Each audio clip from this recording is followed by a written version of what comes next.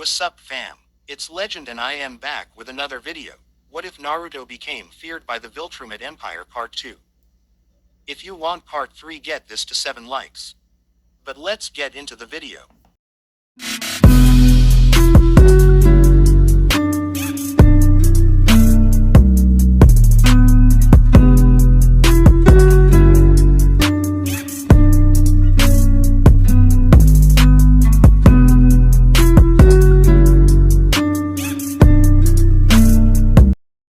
Father and daughter. There she was.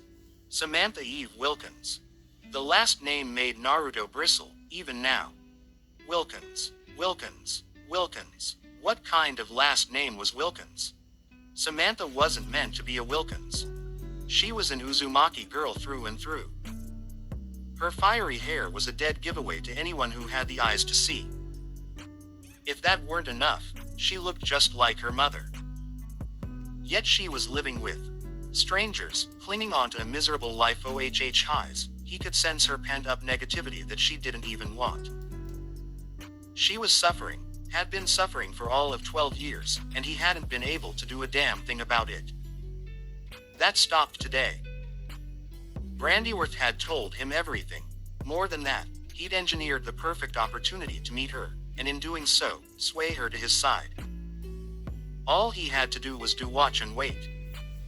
Together they'd watched her take down some B-list villain with only a little effort only a short while ago. Some crazy with a cannon who had the bright idea to rob a bank. Kill something or other, probably not important in the grand scheme of things. Couldn't be bothered to remember him. But he remembered the fight. Samantha acquired herself well in that dark alleyway.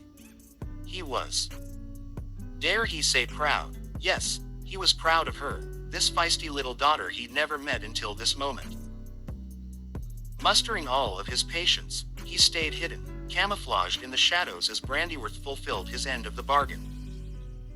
The good doctor confronted Samantha, gently chided her for using her powers. And in hiding, he learned something else. Another name, if you would. Adam Eve wasn't a bad name for an up-and-coming heroine in training. Ah, but they were talking now. Moving. Best pay attention. Trade you a burger for some answers. Brandyworth heaved a sigh. That sounds lovely. Naruto nearly broke cover then and there. Instead he followed them at a discreet distance as planned, while she led him to a fast food joint. Burger Mart or something, like the forgettable villain. He didn't pay attention to the name. He took a seat behind them, keeping his hood up and back to them, one ear half-cocked as they tucked into a meal. Tell me about my parents, Samantha said suddenly. He didn't miss the quiver in her voice. My real parents. You said I was adopted, so, who's my real dad? Naruto's blood boiled and he bit into a hamburger to stifle a snarl. The food tasted like ash. He forced himself to swallow. It's me. I'm right here. Kurama was silent as the grave, unwilling to test his temper. All the while he waited for Brandyworth to say something, to betray his trust, to turn on him as the rest of the world had. If he did, he would kill him stone dead. Not in front of Samantha, of course, wouldn't do to scar his little princess like that, but he absolutely would the first chance he got. His fingers tensed on the table, as old the man polished off the last of his own burger, wiped his mouth with a napkin. At length, he sighed. I didn't know your father until recently. Samantha bolted upright, straight as a board. Clever girl, putting two and two together already. Recently, there it was, the little warble within her words, the quiet plea of a forgotten child. You mean, he's alive? And kicking. The old doctor tented his fingers as he laid his chin atop them. He was in a coma for quite some time. 12 years, in fact. For all his ire, Naruto felt his opinion of the man climb a little higher. He didn't have to do that, didn't need to defend him, explain his absence as he did. Yet he had. It spoke well to his character that he would. There was no fear in this weary old man. Just exhaustion, a deep bone tiredness, guilt, alongside the determination to right his wrongs and fix his mistakes. He decided then and there that he would spare Brandyworth. Everyone else involved in his and Polly's disappearance would get what was coming to them, but this man would live. As a matter of fact, he actually sought me out, believe it or not. He chuckled ruefully into a closed fist. You definitely get your stubbornness from his side of the family. Eve leaned forward. He could sense her nervous anxiety, fear blooming into hope. Who is he? Do you know where he is, now? Can I meet him? Of course you can, dear girl. The old doctor leaned past her. I dare say he's very eager to meet you. Samantha followed his gaze. Naruto felt her eyes on him. That was his cue. He stood up. No way. Just no way. No freaking way. Samantha blinked. She blinked hard. Pinched herself now, for good measure. Pain snarled up her arm. She didn't wake up. Okay, not a dream. That was good. Right, wasn't it? Her heart was beating so damn fast. Felt like it was going to burst right out her chest, you know. What did she say? What did she do? She'd imagined a moment like this ever since she'd realized she was adopted, which made an awful lot of sense. Dad was a dick and Mom was practically a living doormat, but now that it was here, she didn't know what to do. Oh God, what was she going to do? What if he didn't like her? What if he hated her? What if? Calm, she snapped at herself before her anxiety could get the better of her. Calm, you can do this, Samantha. Doc, she swallowed, trying to clear her throat. Who's this? Brandyworth smiled. You know who he is. Go on, now, don't be shy. The hooded man chuckled aloud. It was low, yet strangely reassuring sound. It's a bit of a catch-22. As she looked on, the stranger tugged back his hood, revealing himself, letting wind flow across his fingers. In an instant she glimpsed bright blue eyes framed by whiskered cheeks, tawny blonde hair, and a weary smile. For the longest time, my purpose was to guide life, protect life, and in that, I failed. You could say failure is my defining trait. That smile became a rueful grin, briefly lighting his dour face. I've failed many times, and learned from each one. But what they did to you, no one has the right to alter or end life at their convenience. If I'd know what they were doing, what they intended. His face, it was like hers. She'd always wondered why she had these marks on her face. Her not dad called it a birth defect. A deformity, something she must cover up with makeup, something she had covered at this very moment. I always wanted a family. The blonde man crouched down before her, but things went wrong. I'm sorry.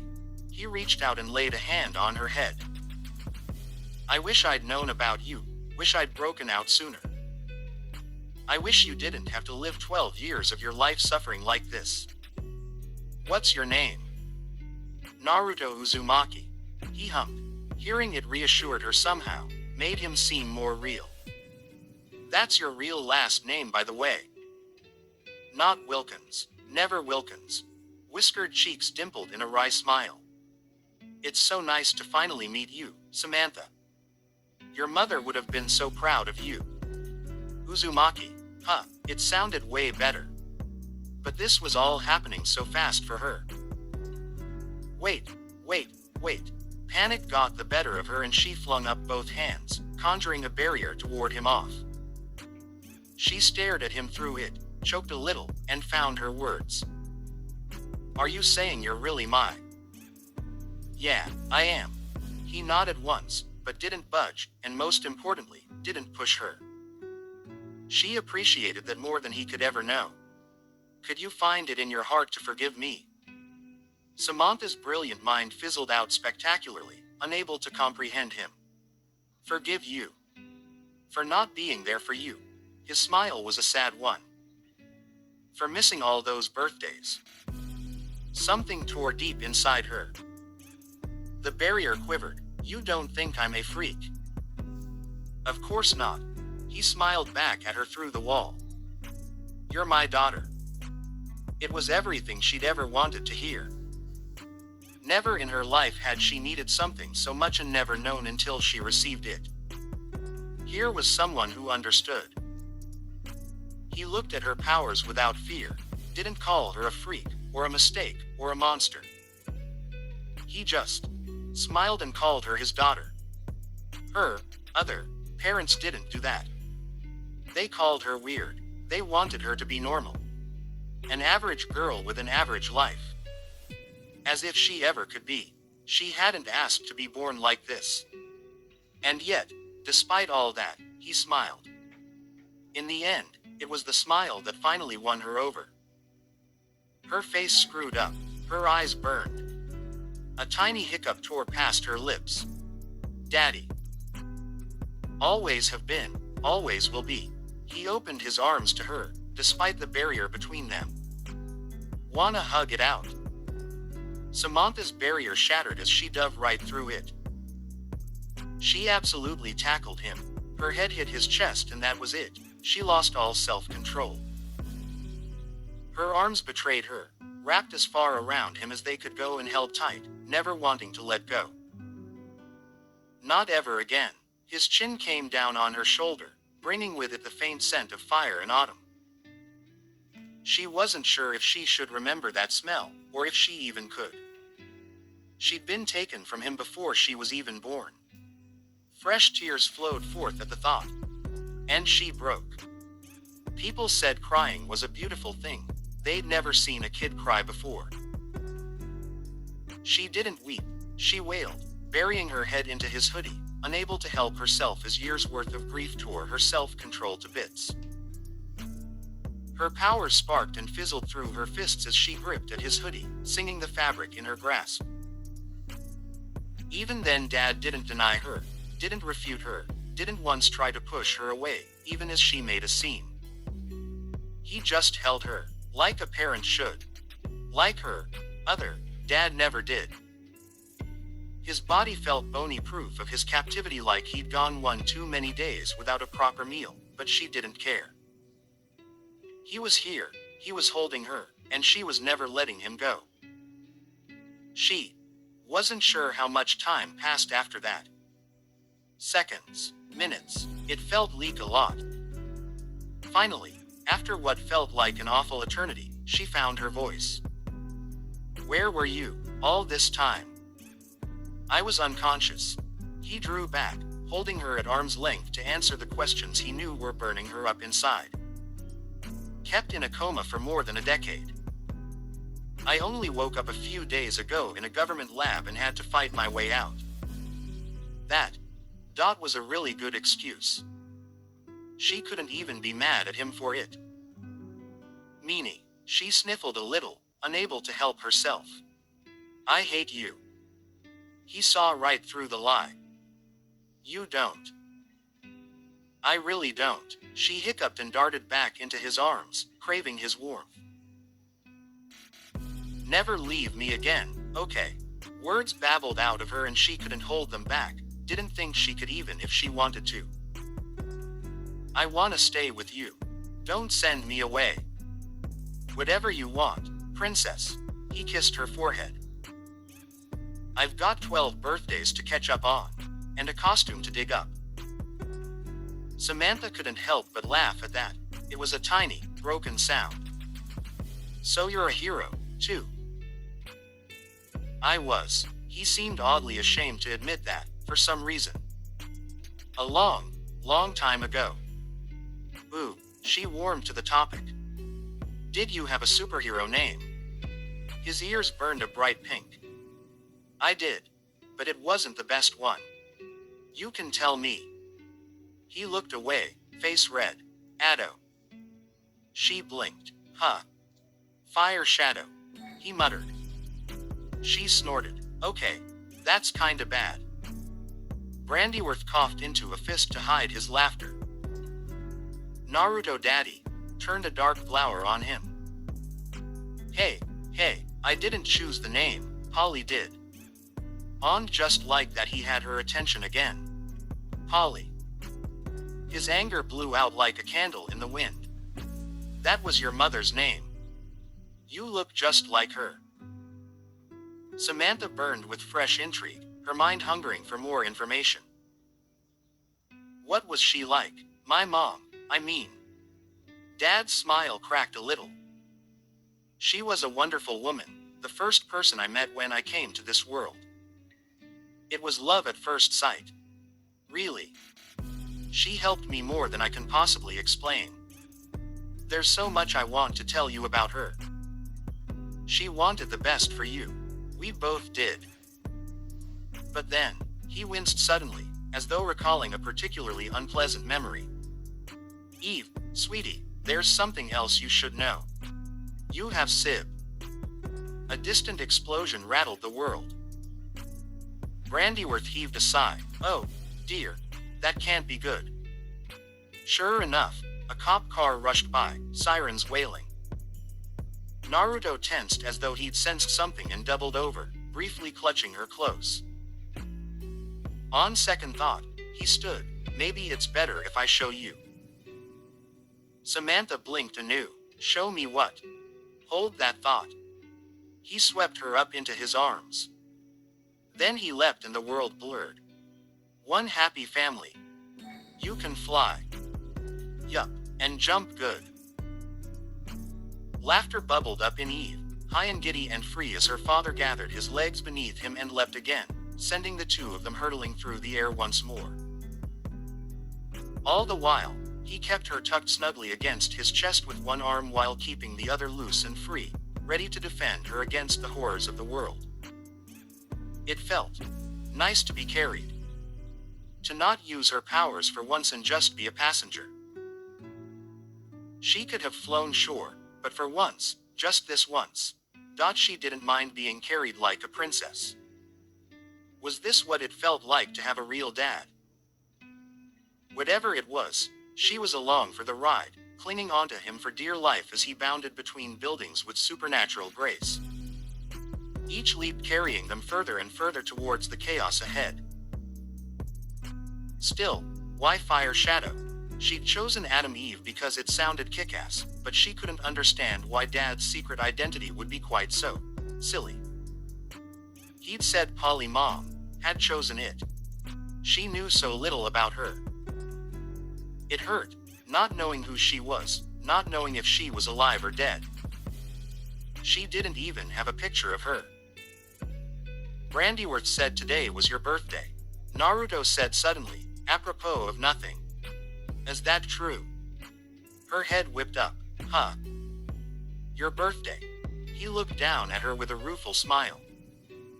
Is it today? It is. She squirmed in his arms as another powerful leap carried them across the city. I'm 12 now. He swore softly to himself. I'll get you something nice once this is over. That sounded nice, but her thoughts persisted, gnawing at her. Do you think Mom is still alive? She expected an outburst, anger at the very least. None came. Dad planted his feet atop a skyscraper and released her, letting her squirm her way free as he stopped short of the edge. He flicked down his hood and cast a quick glance toward the rising smoke on the highway. It looked like he wanted to race over there right away, but when he looked back to her, Eve saw that desire wither and die in his eyes. Wind swept through his hair and she glimpsed a scarlet stain amidst the spiky mess. Somehow she doubted it was ketchup. He'd killed people. He must have having escaped that awful lab. Why didn't that bother her? Should it bother her? I don't know. When he finally spoke, Naruto sounded tired. It was the sigh of a man who'd missed much. I just don't know. If she is, she's barely alive and I can't sense her. It's been 12 years. But you survived. She latched onto his sleeve, tugging at his burnt hoodie, hard in her throat. You didn't die. I'm not exactly normal, he said. Your mother was, for the most part. Mom wasn't like you. She was not. He echoed her, a distant look in his eyes. Holly was an ordinary woman, but all the more feisty for it. Would you believe our first meeting began with cold coffee all over my face? Samantha felt her hands fly to her face. No. Yes. His chuckle proved a hoarse one. I tried a god-awful pickup line on her and paid the price for it. Later, after we became friends, she discovered my true nature. Even later, after we grew closer, she came up with that god-awful hero name you heard earlier. I wanted to use Hokage, but no, she insisted no one would know what that meant, so it was Fire Shadow or nothing. A bitter laugh escaped her. She does sound feisty. I don't even know what she looks like. There might be some photos back at our old place. Eve perked up. Old place. We had a house. He chuckled a little, running one hand through his dirty hair. Saved up and bought it ourselves, before everything went wrong. I'm not sure if it's still standing. Someone might have torn it down and sold the lot for all I know. When he saw her hopeful expression, his shoulders drooped. But we can look, if you like. Together. Together. He patted her head. Well, that settled things then, didn't it? Mom. She had to be alive. Dad was here, and Dad said she was a fighter. That meant she must be out there somewhere, right? Right. It's all right to be afraid. Dad's hand moved a little higher, tousling her hair. Fear is natural. The problem is, the more you fear something, the more likely you are to make it come true. In the end, it's all about trust. She pursed her lips in a pout and he laughed. But what is trust? Trust is having confidence in another. Not blind trust like an animal. Genuine trust. For instance, I trust you have my back if someone attacked me, and I'd like to think you would trust me to catch you if you fell. Her head bobbed. That made sense. Just like I trust you. And why is that? Because you're my dad. She knew it with her whole heart now. That little chat had served to solidify their bond. And you're a good person. You wouldn't let anyone hurt me.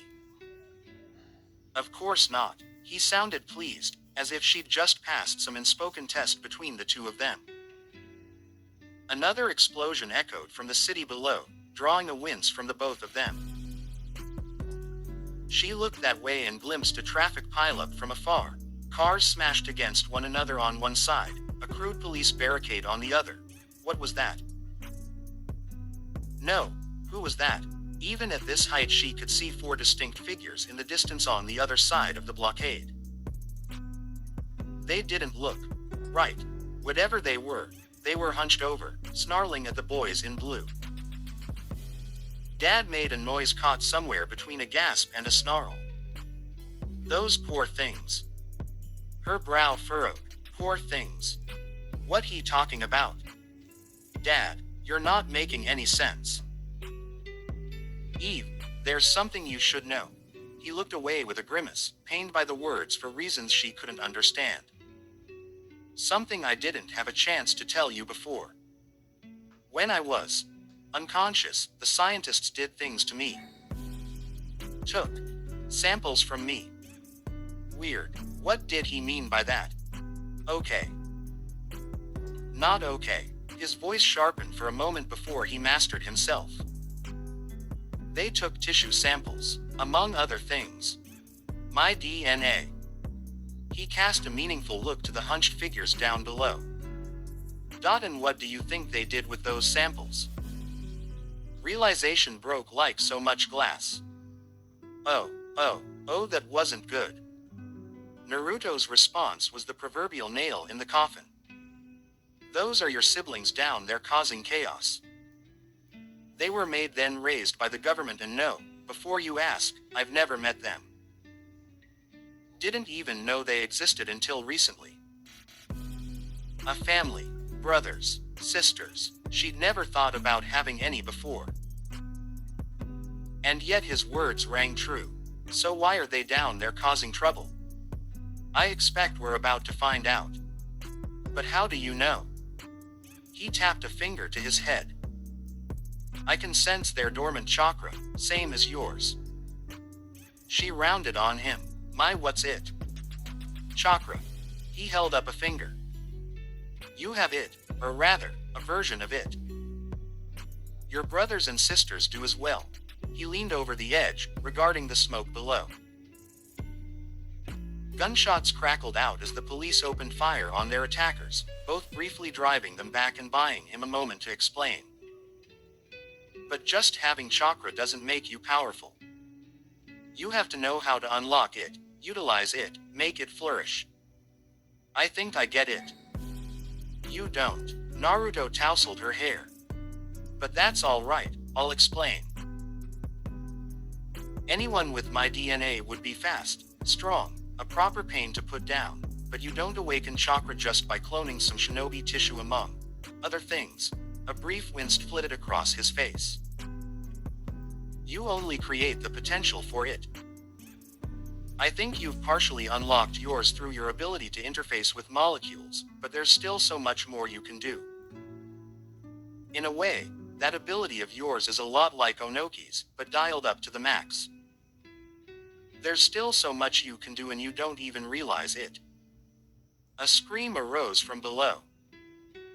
Look, Dad drawled, you don't have to go down there if you don't want to, you know. If it's too much for you, I understand. He looked back too, scratching a whiskered cheek with one finger. It's been a crazy day and it's only going to get crazier from here on out. I won't blame you if you want to sit this one out. She flinched and stepped back on the rooftop, stung by his words. Are you telling me to leave? No, he drew her in for a quick hug. Never, it's just, I don't want this to traumatize you. And there's a good chance it will. Indignation coiled in her, heady and angry. Hey, I can be brave. You don't understand. His hand came down on her shoulder, keeping her from running off. They may be your siblings, but they've gone through hell. I can sense that. They're a bundle of nerves, anxiety and anger right now. That's putting aside what's been done to their bodies. They're still human, but only just. It's going to take an awful lot of work for me and Kurama to fix them, assuming we can. What's a Kurama? Technically your uncle, he winked. You've got a piece of his chakra and he's very eager to meet you. I'll explain later. Last chance to back out. Did she want to do this? No. Did she have to? Yes, she'd never forgive herself otherwise. I have to do this. All right, then. He granted her a quick kiss on the forehead. I'll be with you every step of the way. His words comforted her, soothed away the last of her fears as he looked her way. You good to fly on your own from here on out? Excuse me. She clicked her tongue at him and planted a fist on her hip. Superhero, remember, anything you can do, I can do better. Can you keep up with me, old man? Her words were bravado and they both knew it. She was trying to psych herself up, push away the fear before it got the better of her. As that's so, a rare, genuine smile spread across his face, actually reaching his eyes this time. Try to keep up then, rookie. He rocketed down to the highway below, with her only a heartbeat behind. Now that they'd come closer, she could see what her siblings were. Dad had been right. None of them looked even remotely human. The boys wore black breeches and all but one of the girls were wrapped in some hideous black one-piece jumpsuit that bulged in all the wrong places, echoing their deformities yet further. There was something wrong with them, Eve realized. They had been broken and twisted. The horrors they'd suffered left their flesh practically sloughing off their bodies. One, at least, she could be certain was a boy, and the other a girl, but the other two were almost too deformed for her to even recognize. Their skin red and raw and interfaced with ghastly tech that made them appear more machine than many. These were her siblings. One of them saw them coming, screamed at the officers and launched an empty car their way.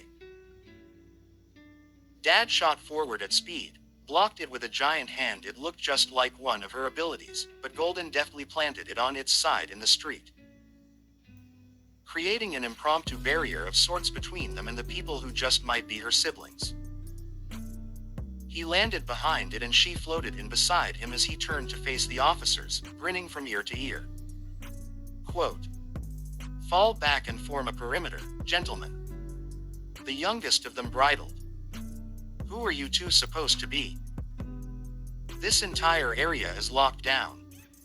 Get the hell out of here." One of the quartet took advantage of his distraction and flung another car, this one a van, at the back of his head. Dad caught it. Just snatched it up by the undercarriage and tossed the empty vehicle back at them. The quartet scattered for cover. So did the police. Wheel. Just fall back and form that perimeter, yeah. Dad rolled his eyes their way.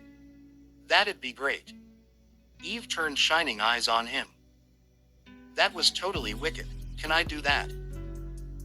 He winked and vaulted over the barrier, letting her hover after him. With proper training you'll be able to everything I can, someday. How could he be so calm under fire like this? What the heck was he, really? Immortal, invincible, neither of those things. Sometimes he acted like he didn't have a care or fear in the world. Or maybe he did and he was just good at hiding them. Heads up. Something lunged at her, tackled her in midair and grabbed her. Whatever it was wet and it smelled. Get off, she panicked and blasted them away.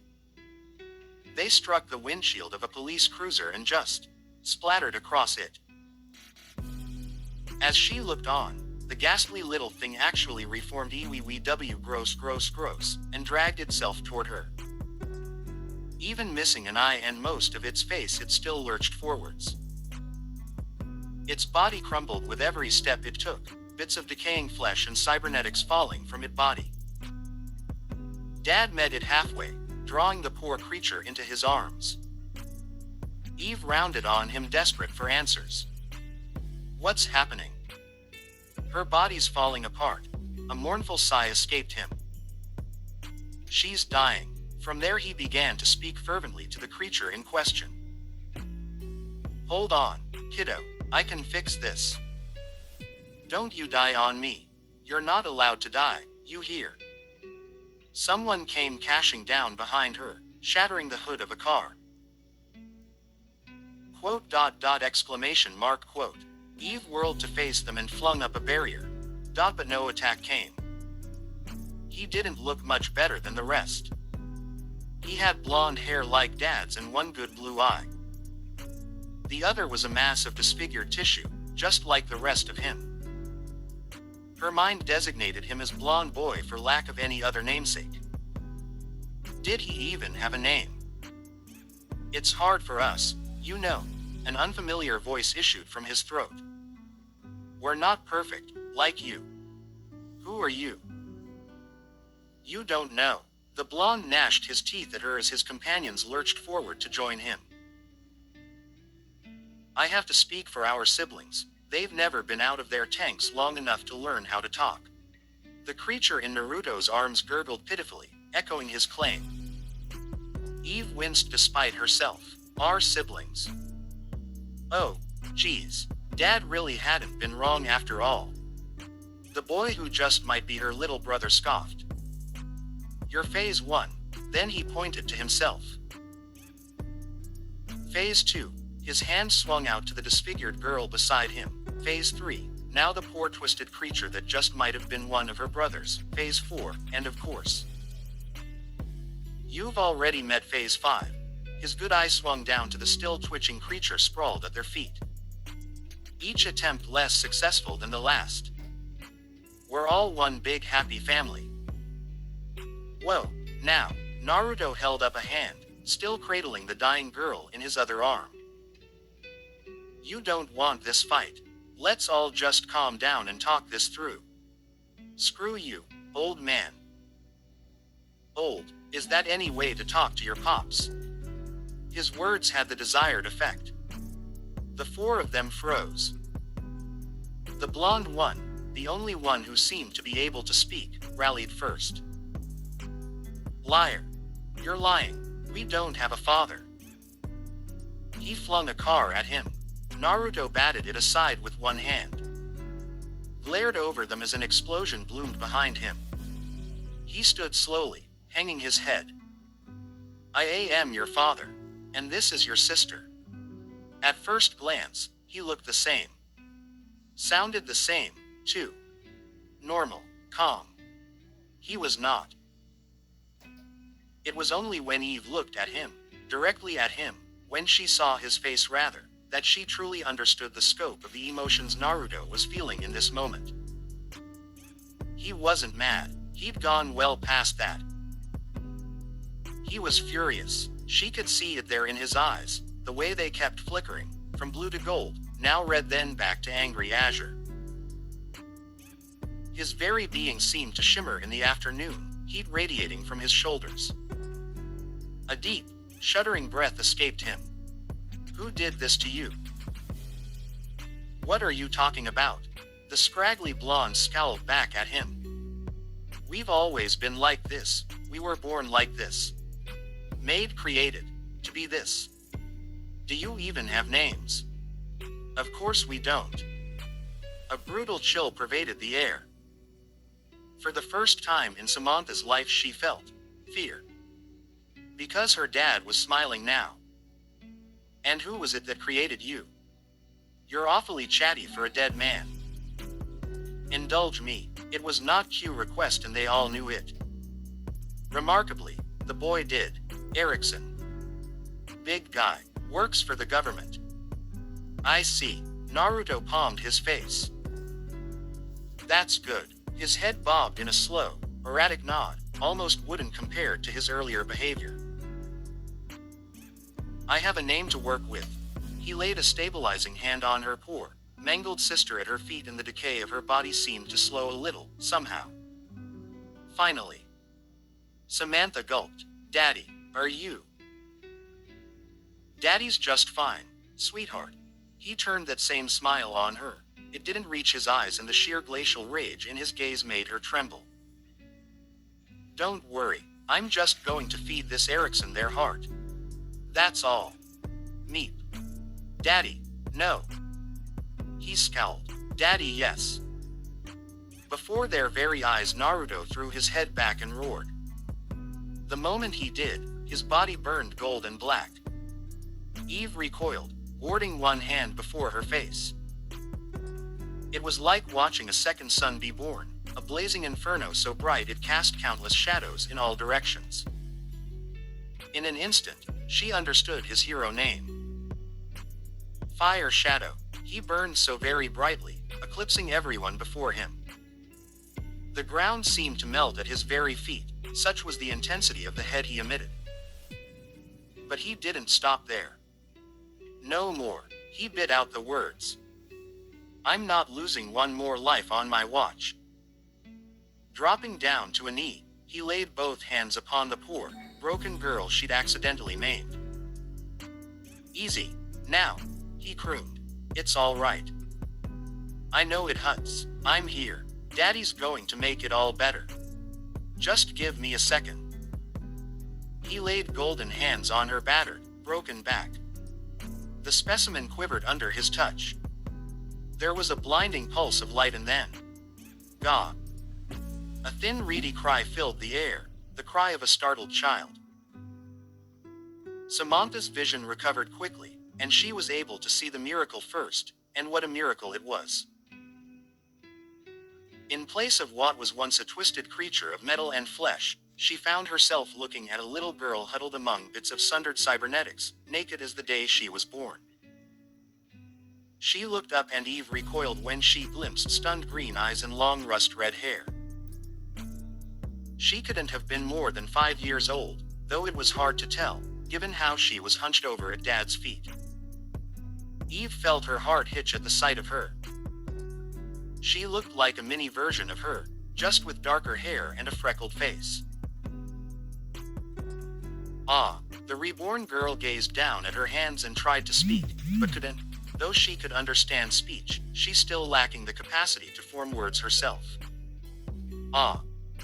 It didn't stop the tears from her eyes.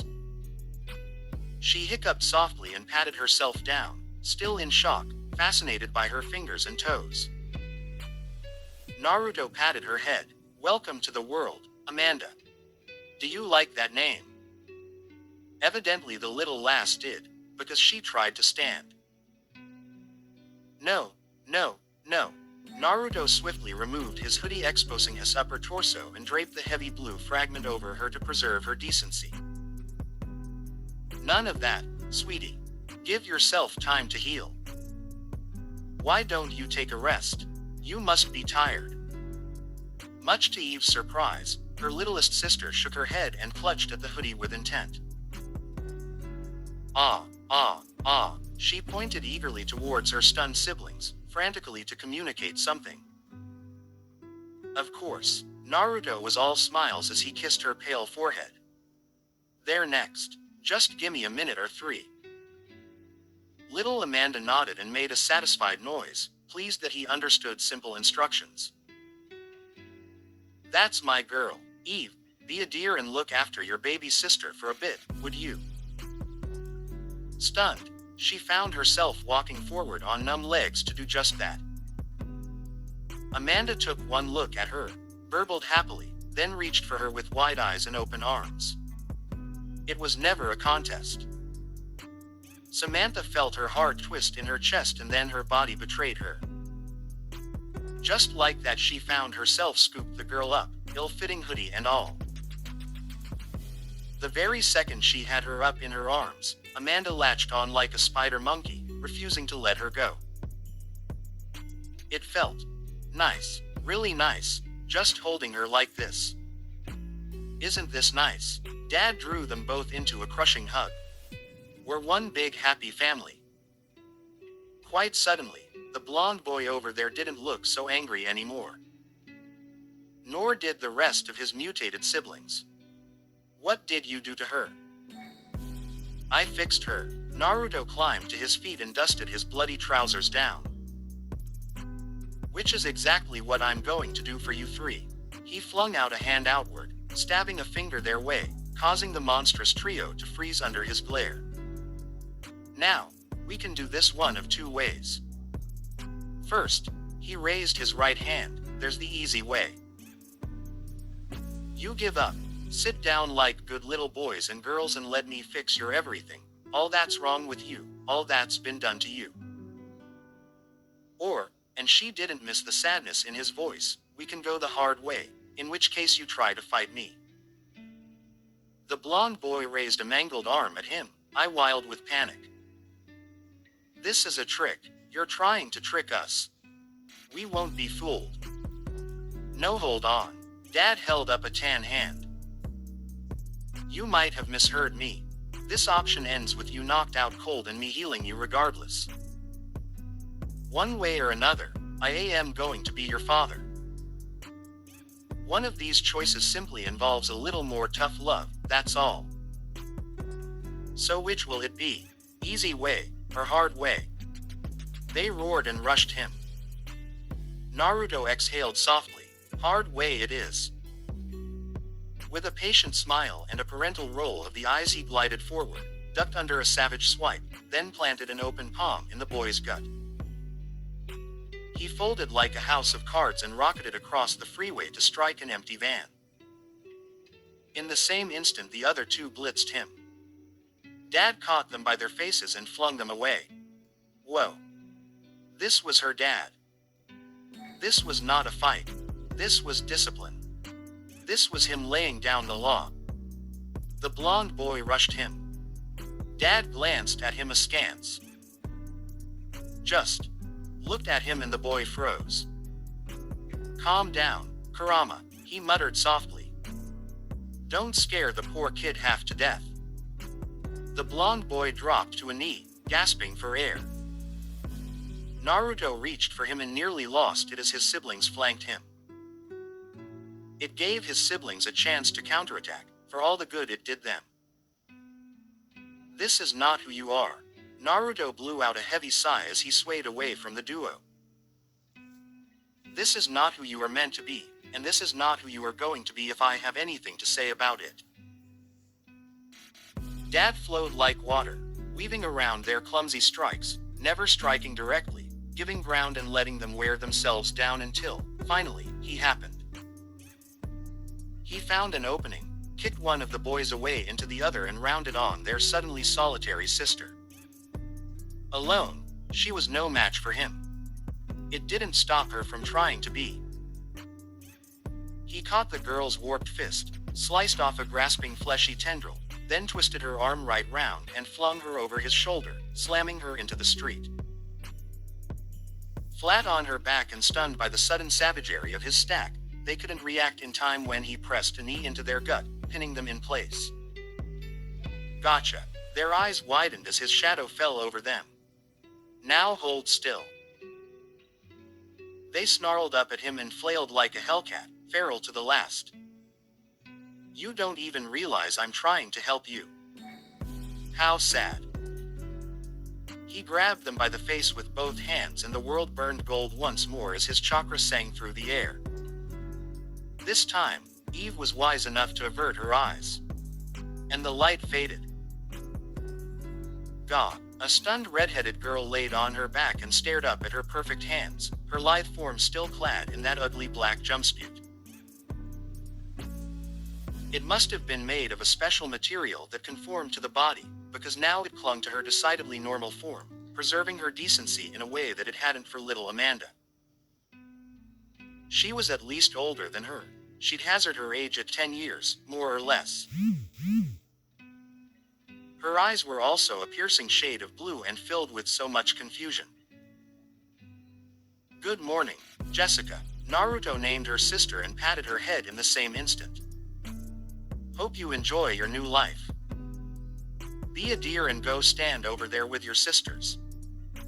He was still speaking when a fleshy fist crashed into the back of his head. Look what you're doing. What I'm doing. He batted the blonde boy's arm aside and kneed him in the chin, only to grunt as the other jumped onto his back and tried to strangle him with the fleshy tendrils. I'm saving you. A gasp tore out of him as a fleshy tendril wound its way around his throat. I didn't start this. I didn't even wanna do this. Then die already. Dad didn't dignify that with a verbal response. He just reared back and stomped. A spike of hardened earth burst from the street and struck the blonde boy in the chest, launching him away. Eve knew what was coming next, even if the other boy didn't. Sure enough, Naruto reached backward and grabbed the head of the boy still clinging to his back.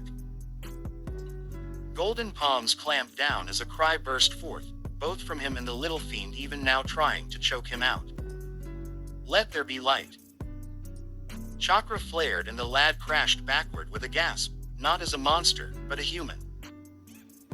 He landed hard on his rear, black breeches tattered and torn.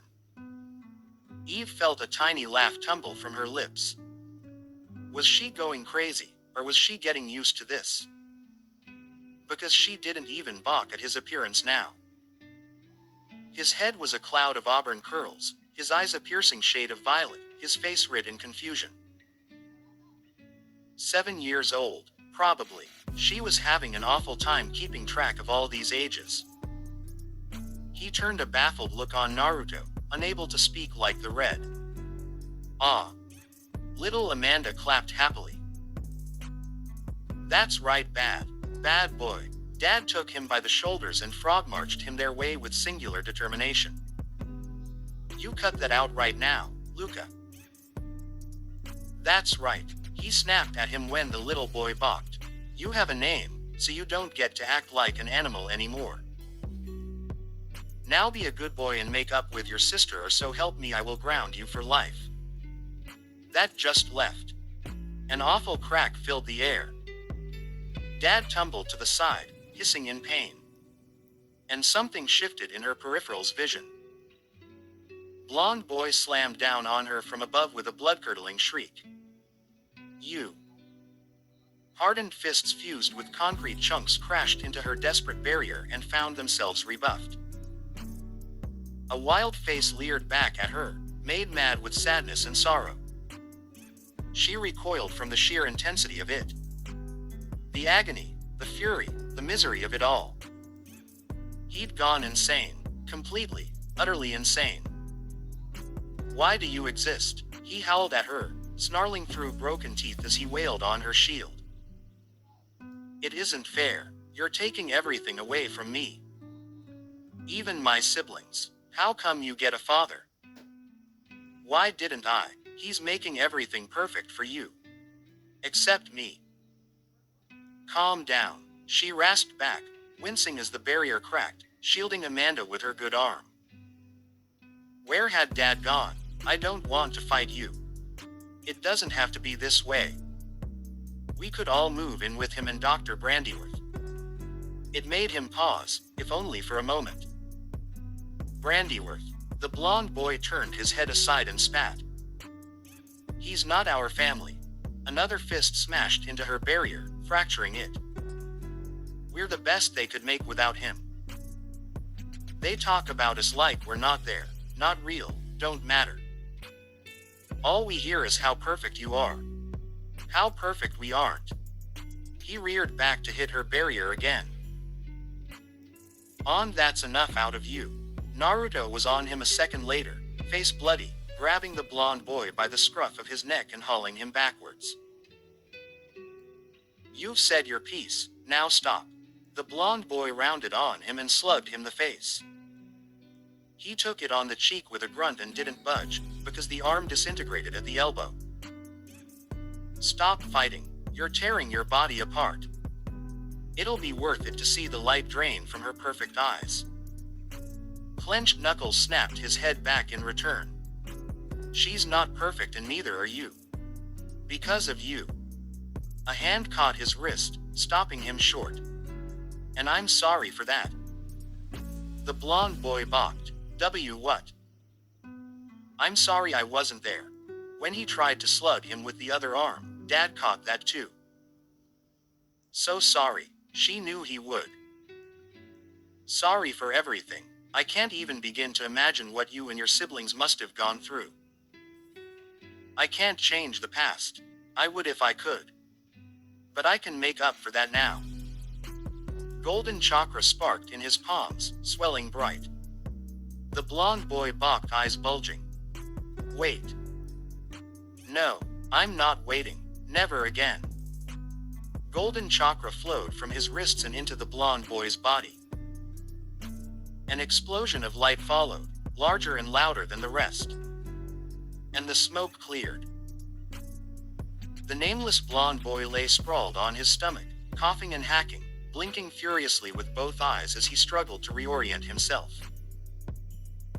Raised both arms, stood on heeled legs. Tawny blonde hair hung over his forehead, yet did nothing to disguise his shock. He didn't look that much younger than her. 11 at a stretch. Oh God, they must have started experimenting on him right after they lost her. Naruto knelt before him and held out a hand. Joshua. The blonde boy blinked, not quite comprehending. What? Joshua. Dad repeated softly, crouching down before him fully, wearing a wan smile. Before your sister was born, we picked out 2 names. Samantha for our first girl, and Joshua for our first boy. That's your name. Eve found herself hiccuping a little, tears stinging at her eyes. It was such a dad thing to do. She couldn't help herself. Her siblings couldn't speak, but she could tears in their eyes all the same. They felt as she did. Josh, meanwhile, regarded the hand as if he expected it to bite him. A name. Yes, and it's all yours. Naruto stared down at him. Do you remember the facility where you came from? Josh nodded slowly, warily, hopefully, like a dog kicked one too many times. And yet. He reached up, clasped his hand. Dad patiently hauled him up to his feet. Great, he grinned with all his teeth. Let's go find your mother. But fam, I am ending it here. Remember, if you want part 3, get this to 7 likes. But I will see you in the next video. Stay blessed.